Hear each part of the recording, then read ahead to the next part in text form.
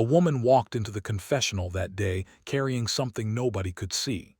Her body was failing her, piece by piece, and the doctors had given up.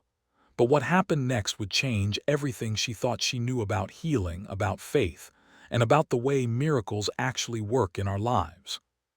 Stay with me, because this story will shake something loose inside you.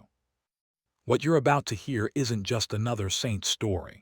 This is about a moment when heaven touched earth in the most ordinary setting you can think of. A simple confessional booth, a tired priest with bleeding hands, and a woman who had lost all hope. If this story moves you, go ahead and hit that subscribe button right away. Share this with someone who needs to hear it today. Because what happened between Padre Pio and this suffering woman might be exactly what you've been searching for. And leave a comment telling me, have you ever experienced something you couldn't explain? Something that felt like divine intervention in your darkest hour? San Giovanni Rotondo in the 1950s was not a place of comfort. The war had left scars everywhere. Buildings stood half destroyed. Families were broken. And people came from all directions seeking something they couldn't name. This woman, let's call her by the name history remembered, Giuseppina, arrived on a Tuesday morning. Her sister had to help her walk.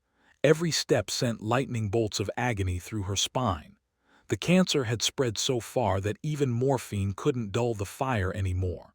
Her own children had started saying goodbye. Her husband wept when he thought she couldn't hear. She didn't come to San Giovanni Rotondo looking for a miracle. She came because she had nowhere else to go. Think about that for a second. When everything else fails, where do you turn? Giuseppina turned to a confessional booth, not because she expected anything supernatural, but because she needed to prepare her soul.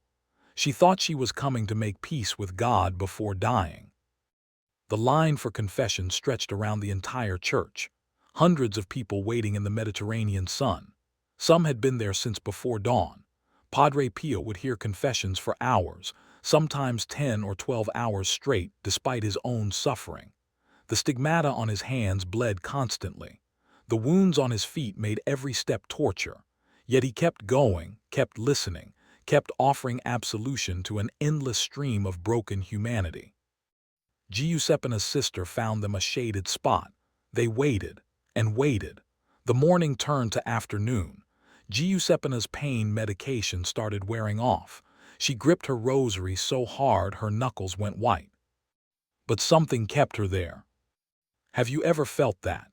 That inexplicable pull to stay somewhere, to wait for something, even when logic screams at you to leave? Drop a comment below and tell me about a time when you felt God asking you to wait just a little longer. Finally, as the sun began its descent, her turn came. Her sister helped her stand, helped her shuffle toward the confessional. The smell of incense mixed with the scent of hundreds of unwashed pilgrims. The church was dim inside, lit only by candles and the failing daylight through stained glass windows. Giuseppina knelt in the confessional, or rather she collapsed into a kneeling position, her body screaming in protest. Through the wooden screen, she could see the outline of Padre Pio, his profile, the way he held his hands together, those bandaged hands that bore Christ's wounds.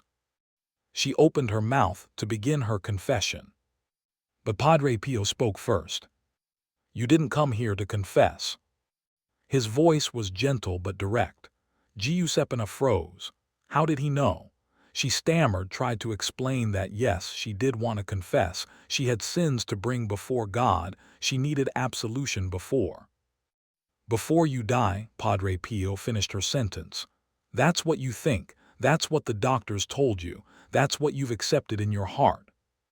Tears started flowing down Giuseppina's face. She nodded, forgetting he might not see her gesture in the darkness of the confessional. "But God doesn't accept it," Padre Pio said. "Wait, what does that even mean? God doesn't accept it?" Giuseppina's mind raced. She had cancer, advanced cancer, inoperable. The X-rays showed it clearly. 3 different doctors had confirmed it. This wasn't a matter of acceptance or faith or positive thinking. This was medical reality. Padre Pio leaned closer to the screen. She could smell the carbolic acid they used on his wounds. "Tell me, daughter, what do you think brought you here today?" Giuseppina wiped her eyes. "My sister convinced me. She has faith in your prayers." "Your sister's faith is beautiful, but that's not what brought you here." The statement hung in the air between them. Giuseppina felt confused, defensive almost. If not her sister's insistence, then what? "You think your faith is dead," Padre Pio said, as if reading her thoughts. "You think because you've questioned God through your suffering, because you've been angry at Him, because you've doubted His goodness, that your faith has disappeared." She couldn't speak. He was describing exactly what she'd felt but never voiced to anyone. "But faith doesn't die that easily," the priest continued. "Beneath all your resignation, beneath your preparations for death, there remains this stubborn, foolish, impossible hope." Giuseppina sobbed, big gasping sobs that shook her fragile frame, because he was right. Here's where the story takes a turn that most people miss, because what happened next wasn't what anyone expected. Not Giuseppina, not her sister waiting outside, not even the other pilgrims who would later hear about this encounter. Padre Pio did not say, "You are healed." He did not lay hands on her and command the cancer to leave. Instead, he gave her an instruction that seemed completely unrelated to her illness. And this is the part that reveals everything about how God actually works in our lives. If you're finding value in this story, take a moment to like this video. It helps others who are searching find their way here too. And I want to ask you something. What's the strangest instruction you've ever felt God give you? Something that didn't make sense at the time. Share it in the comments. Padre Pio told Giuseppina to go to the hospital when she returned home, not for treatment, not for more tests, but to volunteer, to serve the other patients, to wash their sheets, to hold their hands, to pray with them, to be present to their suffering. Giuseppina stared at the confessional screen. "Father, I don't understand. I can barely walk. The pain is constant. How can I serve others when I can't even serve myself?" "Did I ask you to understand?" Padre Pio's voice remained gentle. "I'm asking if you'll obey." There's that word, obey. In our modern world, we don't like that word much. It feels restrictive.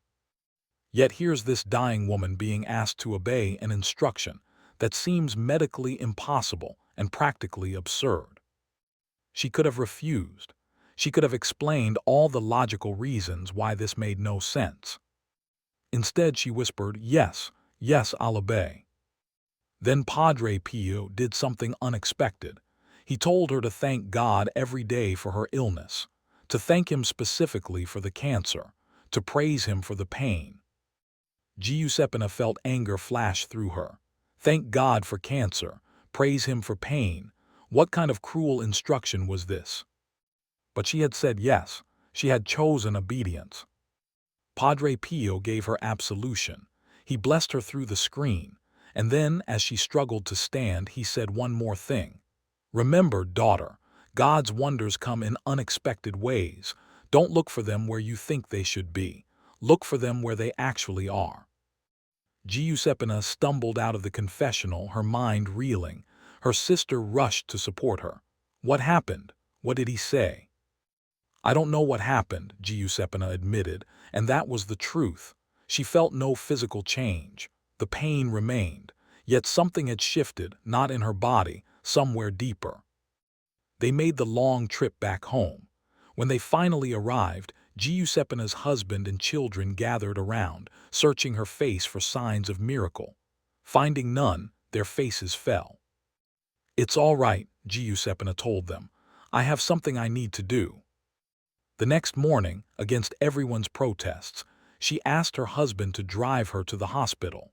The same hospital where she'd received her diagnosis. She walked in through the main entrance and asked to speak to whoever coordinated volunteers. The administrator looked confused. "Signora, aren't you one of our patients?"